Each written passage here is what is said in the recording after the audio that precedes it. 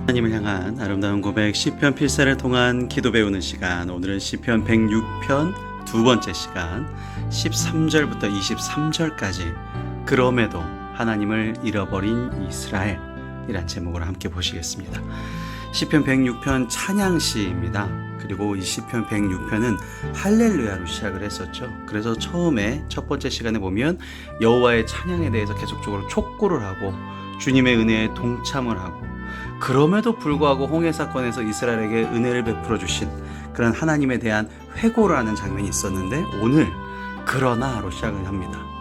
할렐루야가 아니라 이번엔 그러나, 하나님께서 그럼에도 불구하고 은혜를 베풀어 주셨음에도 불구하고 이스라엘은 죄를 짓기 시작합니다.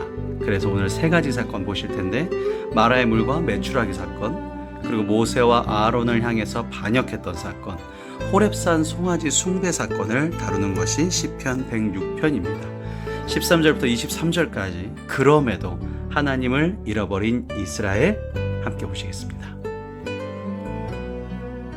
그러나 그들은 그가 행하신 일을 곧 잊어버리며 그의 가르침을 기다리지 아니하고, 하나님께서 행하신 일, 그리고 하나님의 가르침, 이 가르침을 계획이라고 우리나라 말로 번역을 하면 더 좋습니다. 하나님의 계획, 그것을 인간인 우리는 어떻게 했죠?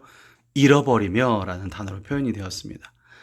인내가 없는 이스라엘의 변덕스러운 믿음, 항상 우리가 조심해야 되는 것이죠. 하나님이 전능하시고 날 사랑하시다면 가장 좋은 계획이 있을 텐데, 단 내가 잘 순종하고 있다면, 그 인내가 없이 하나님의 생각을 내가 넘어선다면 그것은 믿음이 아니겠죠. 그래서 이 변덕스러운 믿음이 바로 마라 사건을 얘기하고 있습니다. 출애굽기 15장 23절부터 24절, 민수기 33장 8절부터 9절, 물이 없어서 원망하는 장면이 나오는 것이죠. 광야에서 욕심을 크게 내며 사막에서 하나님을 시험하였도다. 광야에서 욕심을 크게 냈다라는 것은, 사람은 누구나 욕심이 있습니다. 더 나아지고 싶고 지난 날보다 내가 더 성장하고 싶고. 그런데 여기 중간에 크게라는 단어가 나왔죠. 하나님을 시험한다. 하나님의 능력을 내가 떠본다. 만나를 하나님께서 주셨어요. 근데 만족을 못했습니다. 우리가 첫 번째 시간에 106편 첫 번째 시간에 감격 그리고 감사, 이거 되게 중요하다고 말씀드렸는데, 만나에 만족을 못하고요. 옛날에 애굽의 노예로 있었을 때에 우리가 먹었던 음식을 그리워하면서 불평하기 시작했습니다. 역시 욕심을 크게 낸 것이죠. 자족하지 못했던 그 모습을 보여드니 민수기 11장 4절에 그 모습이죠. 그래서 이게 메추라기 사건입니다. 결국 15절에 보니까 그러므로 여호와께서는 그들이 요구한 것을 그들에게 주셨을지라도 메추라기를 주셨어요. 근데 그들의 영혼은 쇠약하게 하셨도다. 민수기 11장 33절부터 34절에 보면 나오는 표현이 되겠습니다. 즉 하나님의 뜻을 앞질러서 탐욕, 내가 원하고 내가 받아야 될 것보다 더 큰 것을 품으면 결국 화가 된다는 교훈이 이스라엘 백성들을 통해서 우리에게 주어지고 있는 것이죠. 이것이 마라의 물과 사건과 메추라기 사건이었습니다. 이제는 모세와 아론을 향해서 반역했던 사건이 16절부터 나옵니다. 그들이 진영에서 모세와 여호와의 거룩한 자 아론을 질투하며, 그러니까 여호와께서 세우신 자에게 반역하고 있고요. 그러니까 여호와께서 세우셨던 자에게 반역한다라는 것은 간접적으로 하나님을 대적하는 죄가 되겠죠. 민수기 16장 8절부터 14절에 걸쳐서 나오는 부분이고요. 고라자손, 그러니까 성막을 섬겼던, 그러니까 내가 지금 예배하는데 뭐 굳이 모세와 아론만 하냐, 나도 할 수 있을 것 같은데, 하나님의 뜻과 별개로 내 욕심이 크게 반영된 사건이죠. 그래서 다단과 아비람이 아론을 질투하기 시작하죠. 그래서 항상 우리가 조심해야 될 거는, 내가 교만하고 있다? 그럼 내 안에 은혜가 없는 거죠. 하나님의 은혜를 체험하고 감격하고 감사하는 사람은요, 교만할 수가 없죠. 나는 하나님의 종, 하나님의 계획대로 사는 사람, 내 생각을 앞설 수가 없습니다. 결론이 어떻게 됐죠? 땅이 갈라져 다단을 삼키며 아비랑의 당을 덮었고, 불이 그들, 여기서 그들은요, 앞에 다단과 아비람, 여기 다단과 아비람과 또 다른 사람입니다. 그들 분향하던 250명의 족장들이에요. 반역죄의 공모를 같이 했다는 의미로 그 당에 붙으며 화염이 악인들을 살랐도다. 이 민수기 16장 17절과 35절에 나오는 장면을 시편에서 다시 한번 회고하고 있는 것입니다. 족장이고요. 성막을 섬기던 고라 자손일지라도 하나님의 심판을 받았다라는 것을 우리가 보면서 항상 내 정욕, 항상 내 욕심을 내가 하나님 앞에 드려야 되겠죠. 하나님 뜻에 여기서 보시면 악인들이라고 나왔는데 악인들을 불살랐다고 나왔는데 이 악인들이 레사임이 뭐냐면 도덕 영적으로 사악한 자를 뜻해요. 근데 이들은 족장이고요. 이들은 성막을 섬기는 고라 자손이었는데도 불구하고 이렇게 되었다라는 것이죠. 17절에 나왔던 사람들 그리고 18절에 나왔던 사람들 분명히 영향력이 있었고 권위가 있는 분들인데 그럼에도 불구하고 악인들이었다. 항상 우리에게 교훈을 주는 사건들입니다.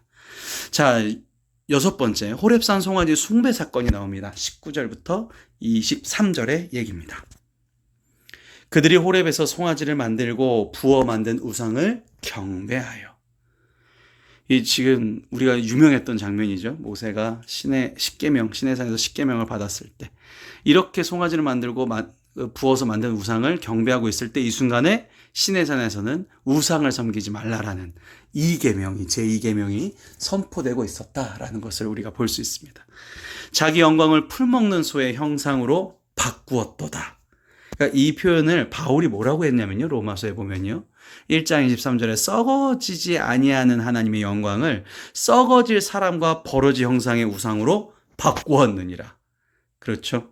우리가 우상을 섬기지 말아야 되는 이유가 여기 나오죠. 우리가 하나님을 섬기면 하나님은 썩어지 않는 평생 지존하신 하나님이신데 우리가 우상을 만들어서 그 영향력을 퇴색하게 만드는 것이죠. 애굽에서 큰일을 행하신 그의 구원자 하나님을 그들이 잊었나니 이게 이제 그 표현입니다. 우상을 만들었다는 표현이 애굽에서 큰일을 행하신 그의 구원자 하나님을 그들이 잊었다. 아니 이스라엘 백성들이 뭘 받겠어요. 홍해 사건 보고요. 10가지 재앙 보고요. 구름기둥 불기둥 봤는데 잊었다? 말이 안 된다는 거죠. 그러니까 자기의 욕심으로 고의적으로 하나님의 능력을 외면하고 있다. 이건 망각을 넘어선 행위라는 것이죠. 그는 하멜 땅에서 기사와 홍해에서 놀랄만한 일을 행하신 이시로다. 지금 21절을 보충하고 있는 겁니다. 결코 잊을 수 없는 일을 하신 하나님을 어떻게 잊을 수 있는가. 그러므로 여호와께서 그들을 멸하리라 하셨으나 또 반전입니다. 그가 택하신 모세가 그 어려운 가운데에서 그의 앞에 서서 그의 노를 돌이켜 멸하시지 아니하게 하였도다. 왜 심판하지 않으셨는가? 그 백성을 진멸하지 않으셨는가? 택하신 모세가 있었기 때문에. 출애굽기 32장 10절에 보면요. 모세를 통해서 새로운 민족을 창건하시려 하나님의 계획이 있으셨기 때문에. 그 계획을 언약을 지키기 위해서 그러니까 모세가 중보기도를 하지 않습니까? 이스라엘 백성들을 위해서. 그것이 지금 우리에게 예수 그리스도께서 중보하고 있는 사역을 예표하고 있는 것으로 보시면 되겠습니다. 이 한 사람이 민족을 살립니다. 오늘도 여러분의 기도가 여러분의 가정과 회사와 여러분의 주변 사람들을 주님의 길로 회개할 수 있고 하나님의 형상으로 회복할 수 있음을 믿으시기 바랍니다. 은혜를 베풀어 주시는 하나님, 다 같이 기도하시겠습니다. 하나님 아버지, 하나님을 아버지로 부를 수 있음에 감사드립니다. 아버지의 품에서 만족할 줄을 몰라 불평하고 유혹에 넘어가 죄를 짓는 이런 미련한 저에게 은혜를 베풀어 주시고 구원하여 주시니 감격과 감사가 넘칩니다. 전능하신 주님께서 저를 사랑하시고 지켜주시는 것에 감격하여 살아갈 수 있게 하여 주시옵소서. 광야 같은 세상 속에서도 매일 주님의 구원을 기대하며 살아갑니다. 항상 가장 좋은 것을 예비하신 주님께 제 생각과 마음을 의지하며 잊지 않기 위해 오늘도 주님의 말씀을 듣고 찬양을 올립니다. 주여 오늘도 주님의 계획하신 대로 저를 사용하여 주시옵소서.